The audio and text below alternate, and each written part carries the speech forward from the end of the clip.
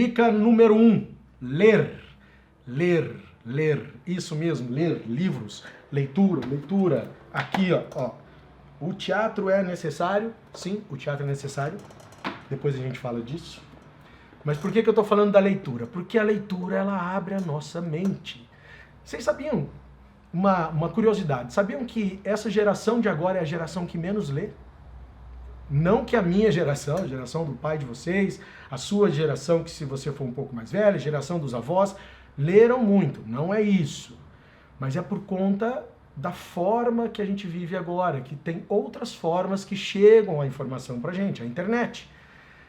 E as mídias digitais. A gente está acostumado nessa época de textos curtos, vídeos pequenos, né? Se você entra na sua rede social aí, um amigo seu publicou um texto, você olha lá, tem aquele maisinho no canto, você fala, não vou ler não, olha o tamanho, lá vem textão, né? Todo mundo fala, o textão, vai assistir um vídeo, o vídeo tem mais de 10 minutos, você, não vou ver isso não, é muito texto, é muito gente falando.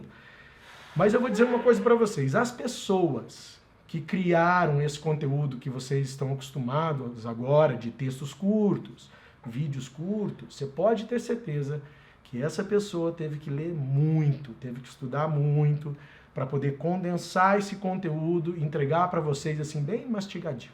Então parem de preguiça, tá? Leitura é muito bom e eu vou dar o porquê, alguns motivos também.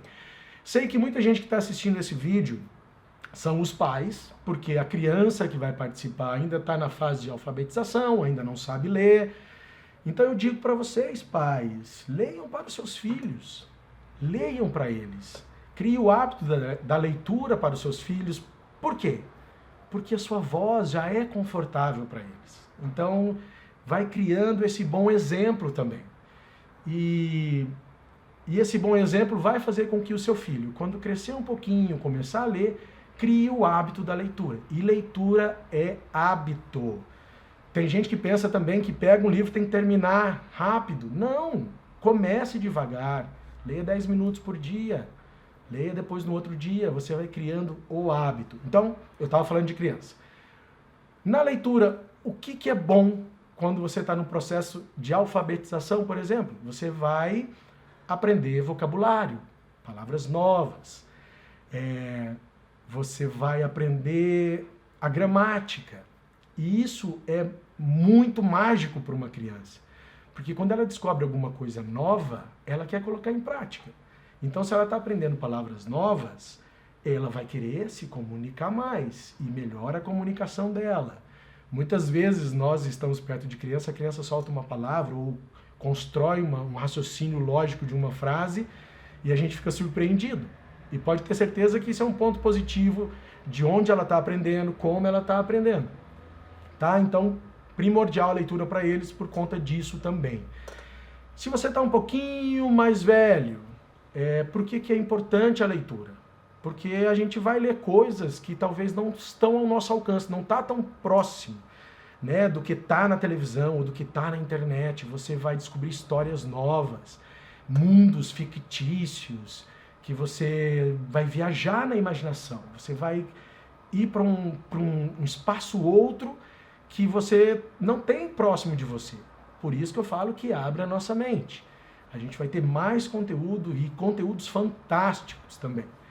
E o hábito da leitura também. Quem lê muito, expressa melhor, fala melhor, escreve melhor. E isso para a carreira, qualquer uma dessa que você está querendo aqui dentro com a gente. Isso é muito importante, a comunicação. A comunicação é fundamental. Não é só porque você fala, eu me comunico bem, eu já sou. Não, vai te ajudar muito, né? Muitas vezes a pessoa é tímida por conta disso, por conta que ela não consegue absorver ou não tem o hábito da leitura, então ela está limitada, certo? Outra coisa da leitura, pelo menos na minha época, não existia muito a literatura infanto-juvenil. Tinha lá os gibis, HQs, um pouco de literatura infantil, e aí tinha esse gap dos adolescentes, depois você tinha uma leitura muito mais adulta. Hoje não. Hoje tem muita literatura para essa faixa etária também, dos pré-adolescentes, adolescentes, jovens. E vamos fazer uma leitura sem preconceito, Estou falando diretamente, tanto, quer dizer, não só diretamente, tanto com você, participante, quanto com os pais, que às vezes tem um preconceito do que o filho vai ler. Deixa ler de tudo, claro, supervisionando, pai, às vezes para saber se é da faixa etária dele. Então, só supervisione, mas deixa ler. Uma vez eu estava dando um treinamento e estava falando justamente sobre isso da leitura, né? A leitura sem o preconceito, de ler de tudo. Aí no intervalo lá do treinamento, um pai chegou para mim e falou assim: professor, eu vi você falando lá da leitura, né? E perguntando quem estava lendo, o que estava lendo, o que estava aprendendo. E eu fiquei com, né, meu filho também, eu olhei para o meu filho e falei: não fala o que você está lendo. Eu falei: o que seu filho está lendo? Ele falou: meu filho está lendo o Diário de um Banana. Olha só, que legal, né? Olha só, professor, o que foi? Olha o nome desse livro, Diário de um Banana. Eu falei: você sabe, e além de tudo não é só um livro não, né, gente? É uma coleção, Diário de um Banana. Eu falei: mas você sabe o que está falando no livro? Cada livro é um assunto, né? Eu também não li todos, mas até fui procurar saber sobre esse livro. Nesse livro que o filho dele estava lendo, estava falando sobre bullying.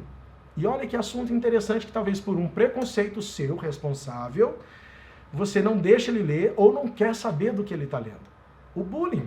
Olha que assunto bacana para você desenvolver com teu filho em casa.